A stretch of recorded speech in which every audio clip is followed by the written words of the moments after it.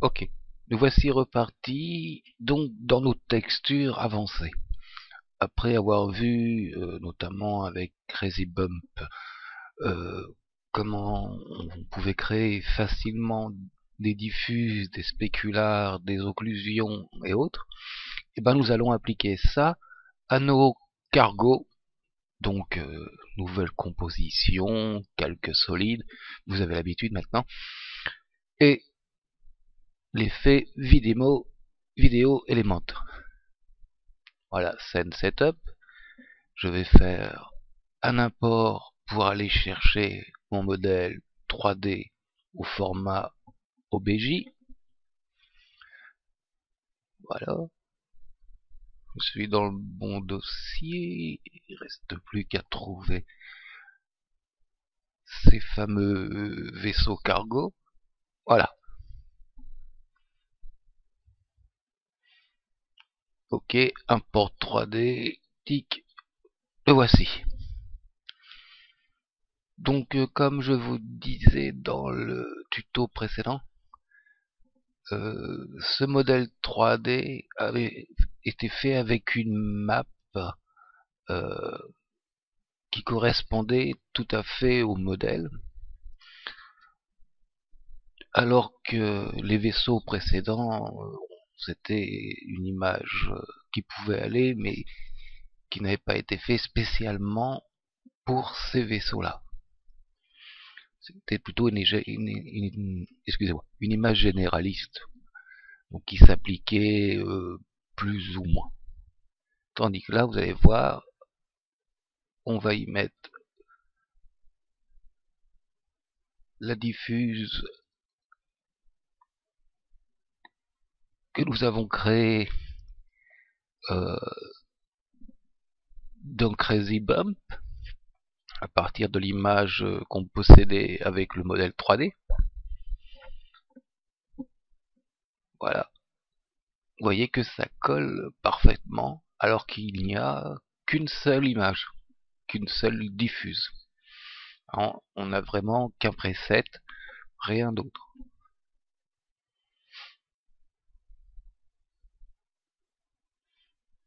Donc ça a ses avantages et ses défauts parce que bon bah on prend ce qui existe et on l'applique. Maintenant je vais aller chercher donc les différentes couches que nous avons créées dans Crazy Bump. Voilà.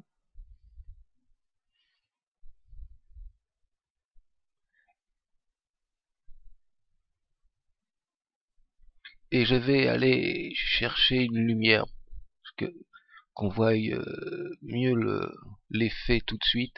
Vous voyez, dès qu'on est une lumière, on a déjà un aperçu, et notamment de comment ça va refléter, comment ça va réfracter. Voilà. Donc continuons à mettre nos couches.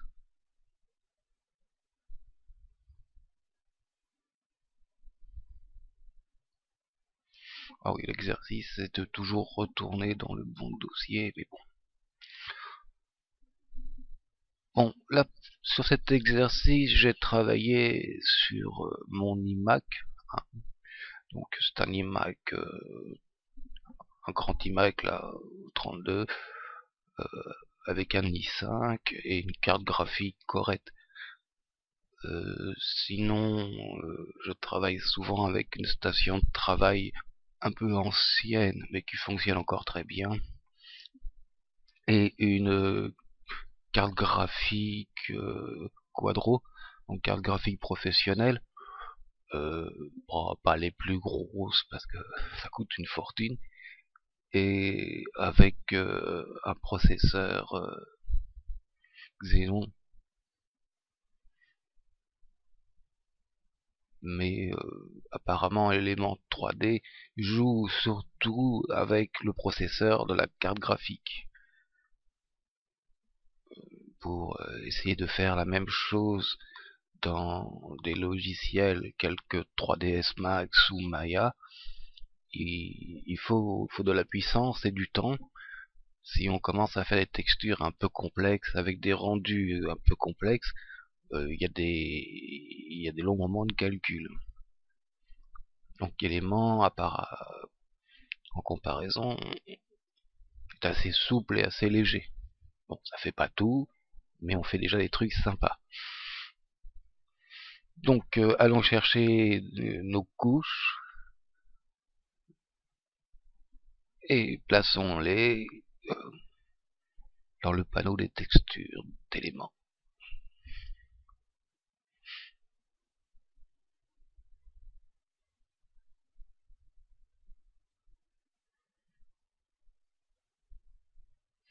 Vous voyez que on a quelque chose déjà d'assez sympathique, et quand on le placera dans notre scène et qu'on poursuivra les réglages, notamment est-ce qu'on va avoir dans quelques minutes, c'est-à-dire le panneau rendu d'éléments, on va améliorer encore l'aspect de notre vaisseau cargo.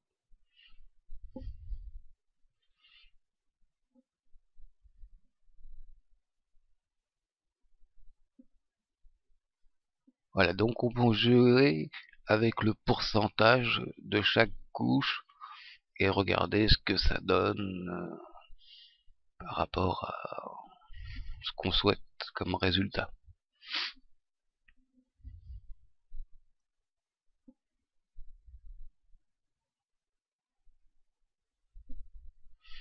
Donc effectivement, c'est du tâtonnement, c'est du petit réglage,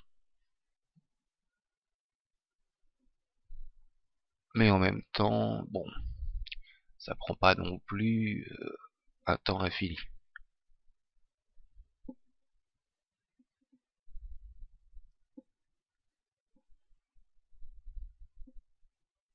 Voilà. Malgré que j'ai fait ces couches, je peux encore travailler la couleur des diffuses, par exemple, pour donner un petit côté un petit peu plus orangé. Voilà.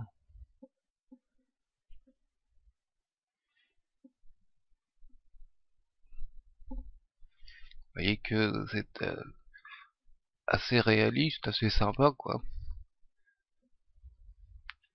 Donc tout ça, ce sont des réglages à la convenance de chacun.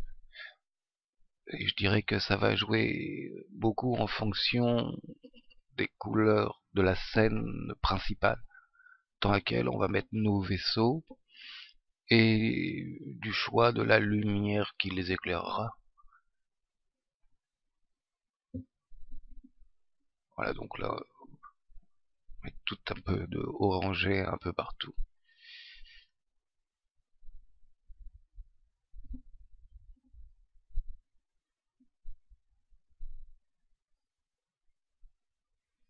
Donc en jouant avec Crazy Bump ou une autre application qui nous permet de faire les diverses couches, plus les réglages d'éléments 3D, on a vraiment de quoi travailler, quoi. Alors, on peut approcher pour voir si tout est bien sympa. Et nous passons dans After Effects.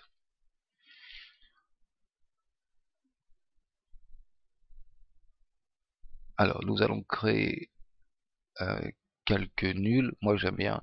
Ça permet de positionner et d'animer les vaisseaux de manière beaucoup plus simple. Voilà. Voilà, plaçons notre vaisseau dans le bon sens.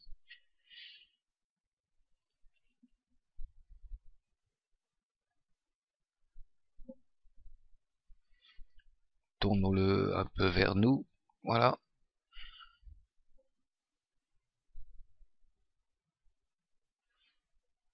Et nous allons créer une caméra.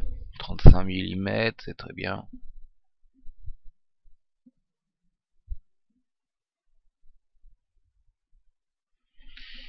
Donc on peut régler donc à partir d'un calque comme ça, de la caméra, notamment avec les outils d'approche ou de qui nous permet de tourner autour de l'objet 3D, ou directement dans les réglages d'éléments 3D, ou un peu de tout le monde. Hein. À part que quand on a mis un calque, on ne peut plus jouer sur les rotations et toutes ces choses qui sont dans éléments 3D. Par contre, on peut encore jouer avec tout ce qui est le Word, hein, qui détermine l'intégrité de la scène, sauf si on a décoché certains éléments. Donc nous allons pouvoir sauvegarder notre vaisseau avec toutes ces textures. Alors là, j'ai approché un petit peu trop dans ma fenêtre de visualisation, donc je vais avoir quelque chose comme image de référence dans ma bibliothèque qui sera moyen. J'aurais dû le reculer comme ça dans la petite image, la petite icône, j'aurais eu le vaisseau complet. Mais bon. Voilà, je trouve un dossier dans lequel le mettre, je fais OK, et si je regarde, voilà, j'ai mon vaisseau juste en dessous du jeu d'échecs, là, voilà. Et je peux cliquer dessus, et du coup je vais avoir un deuxième cargo. Alors, j'ai la possibilité de le laisser dans le groupe 1, ou de le mettre dans le groupe 2. Alors, c'est celui du dessus, je le mets sur le groupe 2, ça me permettra de pouvoir les orienter, les animer indépendamment l'un de l'autre. Mais j'aurais pu faire une longue colonne de cargo qui auraient été tous dans le même groupe, et on aurait joué avec les réglages du réplicator qu'on a vu dans notre tout premier tuto.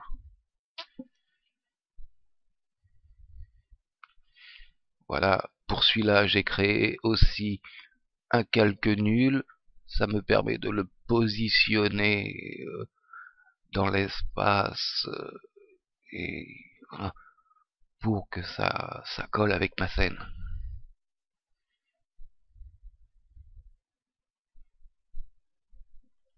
Voilà, je vais le placer un petit peu en arrière de l'autre. Voilà. On encore un petit peu, voilà, et à tourner peut-être un petit peu. Vous voyez que c'est assez simple de les régler, quoi. Et du coup, comme il est dans une profondeur supérieure au premier, et ben la taille s'adapte. Voilà, nous avons deux cargos.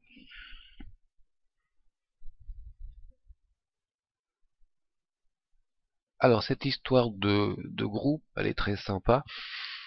Bon, il y a 5 groupes possibles, mais ça permet de rentrer, vous voyez, déjà deux cargos. Et si vous avez vu ma petite vidéo intermédiaire, il y avait aussi deux chasseurs. Donc il y avait 4 groupes.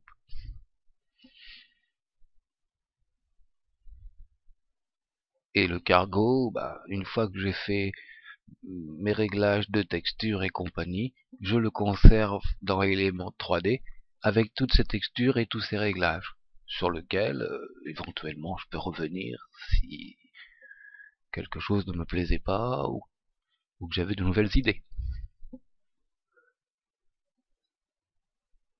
Voilà, on va aller chercher une petite image de fond.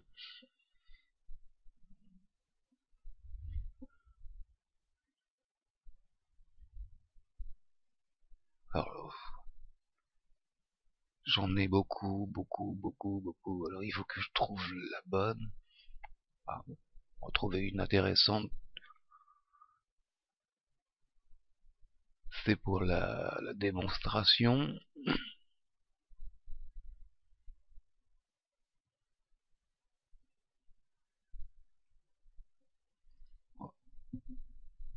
c'est toute une série d'images que j'ai chargées sur l'espace, mais il y en a un paquet, quoi. Ok.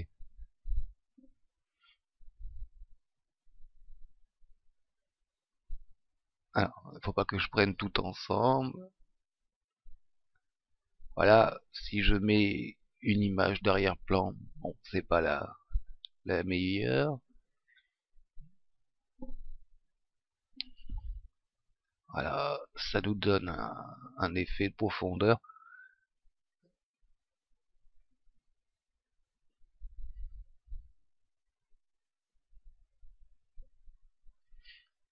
Ouais, c'est pas celle que je préfère.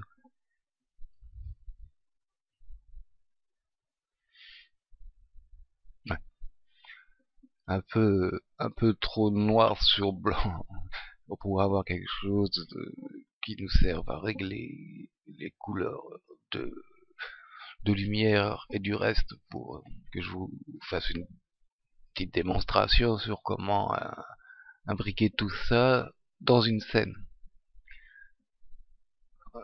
On aura le même souci que quand on rapporte un élément dans une image sur Photoshop et que cet élément n'a pas été pris au même endroit, au même moment, avec le même éclairage. Voilà, là, si je regarde, on a des vaisseaux bien marrons et une scène plutôt bleue. Bon, on va prendre ça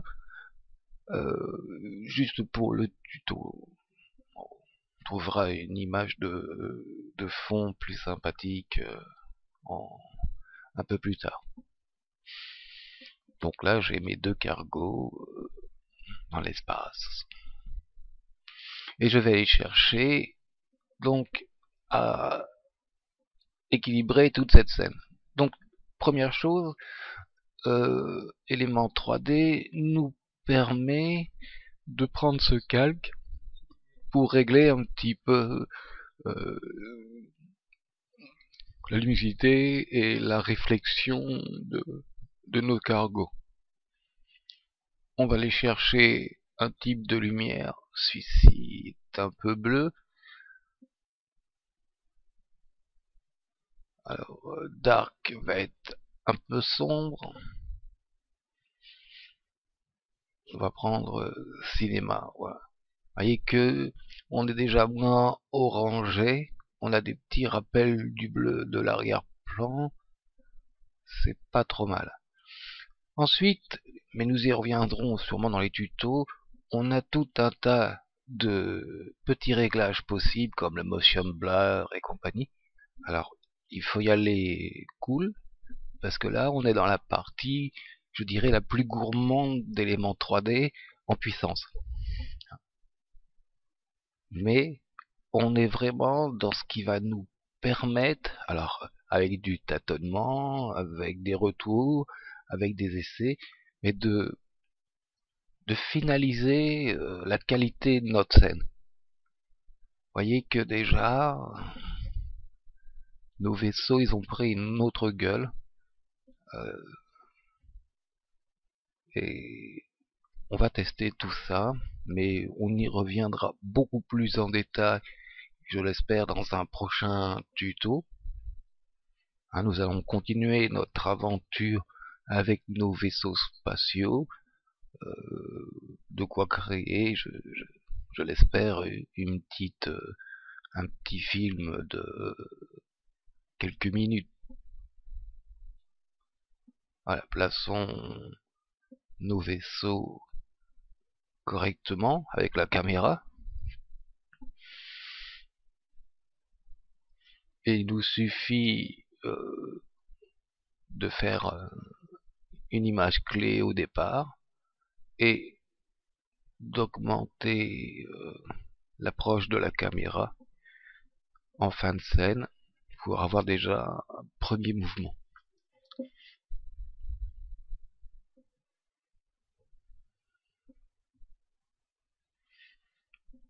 Vous voyez que nos textures sont pas si mal. On n'est pas dans du hyper réaliste, mais on est dans déjà quelque chose de sympa, je dirais un peu du style de film d'animation, tout, en toute modestie quand même. On n'est pas les studios Lucas ni Pixar. Mais bon, ça nous permet quand même de bien s'amuser, de faire des trucs sympas qui pourraient être extrêmement compliqués. Bon, après, voilà, c'est des réglages, c'est mieux dans ce sens-là, voilà, avec la caméra. Bah, comme si les vaisseaux arrivaient vers nous et allaient nous dépasser, quoi. Voilà.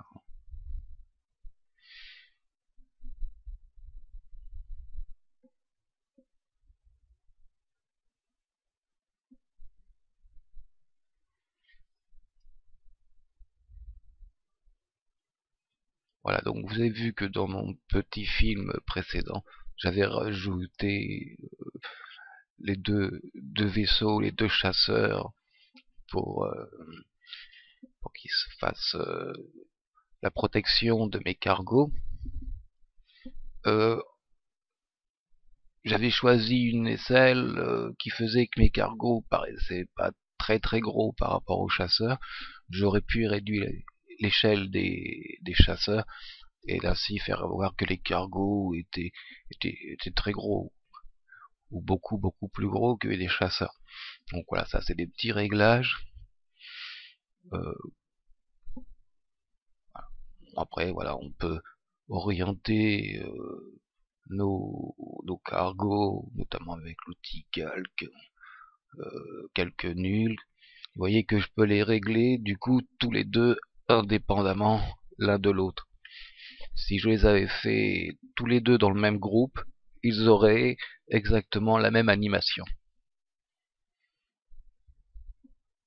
Donc ça, d'en mettre un certain nombre dans le même groupe, ça peut être sympa pour faire une armada, mais avec des animations extrêmement réduites et, et plutôt dans l'arrière-plan que dans que dans les scènes principales de gros plans.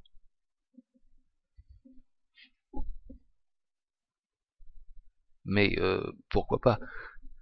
Ça pourrait nous permettre de faire jusqu'à 5 types de vaisseaux différents et de les avoir comme ça en nombre varié euh, dans un espace 3D pour faire un effet justement d'armada de masse.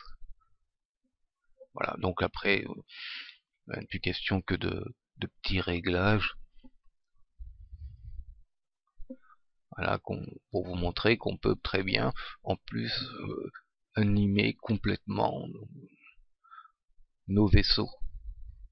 Alors quand je parle d'animation, on n'animera jamais des personnages ou des choses très compliquées uniquement avec éléments 3D. Il faut s'en tenir à ce que ce plugin est capable de faire. Après, il faut avoir affaire à des logiciels comme 3ds Max ou Maya. Et ça se fait pas comme ça en quelques secondes. Il faut vraiment travailler, quoi. Voilà, l'animation de nos vaisseaux. Animation très simple.